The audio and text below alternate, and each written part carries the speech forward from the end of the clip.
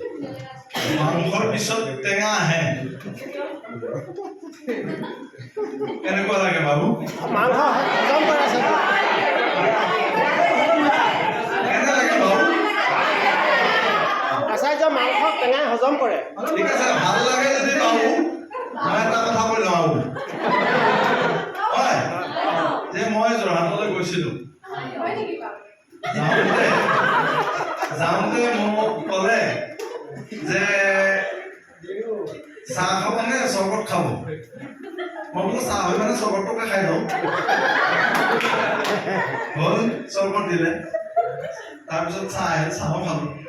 এইবাৰ কৈছে যে ভাত খাব নে জলপান খাব? বোলো ভাত হৈ মানে জলপানটোকে খাই লওঁ। এতিয়া জলপান খাম বুলি কোৱাৰ লগে লগে শাহুৱেকে বোৱাৰীয়েকক কৈছে, বোৱাৰী এই আলহীজনলে দৈ চিৰা আৰু গুড় দিয়া বুলি কৈছে। মই বোলো মইতো সেইটো বস্তু নাখাওঁ। ঘটনাটো কি? দৈ দিয়া, চিৰা দিয়া আৰু গুড় দিয়া বুলি কৈছে। তাৰমানে সেইফালে ৰহটো নকয়। মই ভাবিছোঁ সেইটো বস্তুৱে দিব, হয়, তেনেকুৱা ধৰণৰ কথা থাকে।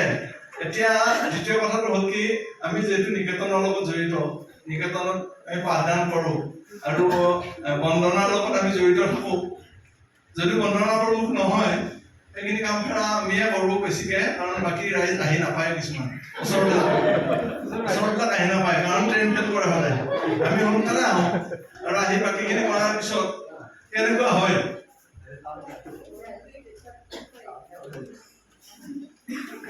আমাৰতো আজিকালি সোনকালে উঠে, বোৱাৰী পোৱাতে উঠে, হয় না? বোৱাৰী পোৱাতে উঠে, বোৱাৰী পোৱা মানে আজিকালি বোৱাৰীবিলাক কিমান সময়ত উঠে জানে? 5টা মানে সেইটো মানে আধুনিক বোৱাৰীবিলাকে আকৌ অলপ সোনকালে উঠে, একদম ব্ৰহ্মপুৱাই 7টা বজাত উঠে। উঠি আৰু সন্তানটো নুঠেই, গতিকে কিবা নিজে একদম ফটাফট সাজি লৈ ওলাল আৰু ল'ৰাটোক একদম বা সন্তানটোক ফটাফট ওলাই লৈ আহিল। টোপনিৰ পৰা ফটককৈ দাঙি লৈ কাপোৰ কানি পিন্ধাই, খোৱা লোৱাৰ ব্যৱস্থা নাই, বাটত কি দোকানত যায় এটা টিফিন লৈছে, কিনি কি কেক এটা লৈছে।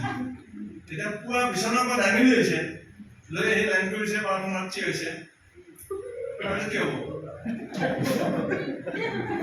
প্ৰাৰ্থনাটো গাইছে,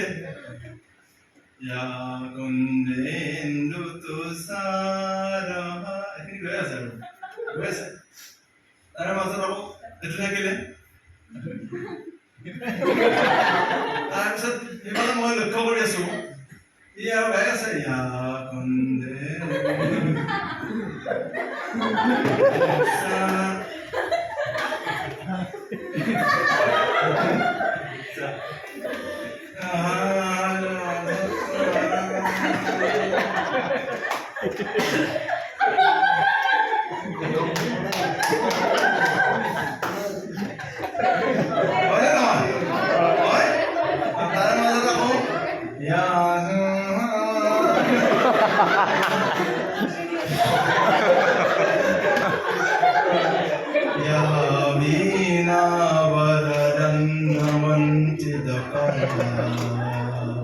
এবাৰ আকৌ সেইজনৰ নহয়, বেলেগ এজনৰ।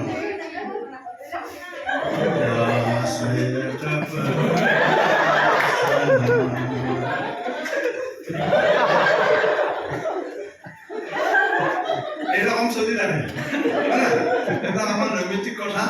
গতিকে তাৰপিছত আমাৰ ইয়াতো বৰ্গ চলি আছে, বৰ্গতটো ভাত পানী ধুনীয়াকৈ খুৱাই আছে, সুন্দৰ সুন্দৰ ভাত খুৱাই আছে, খাই আছে। বিলনী এদিনা আছিল আমাৰ একৰ পৰা ঢলৈকে, ভাত খাই আছে। আমাৰ লিখন আচাৰ্যই এই মাংস দিবৰ দিনা অলপ পিছত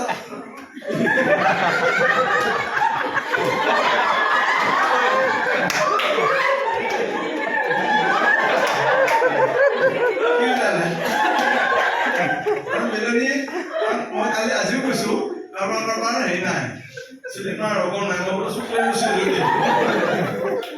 এই ক'লা চুলি ভাবিলে থাকোঁতে কোনো মুহূৰ্তত মাংসৰ লগত লেটি খাই গৈছে সেইটোকে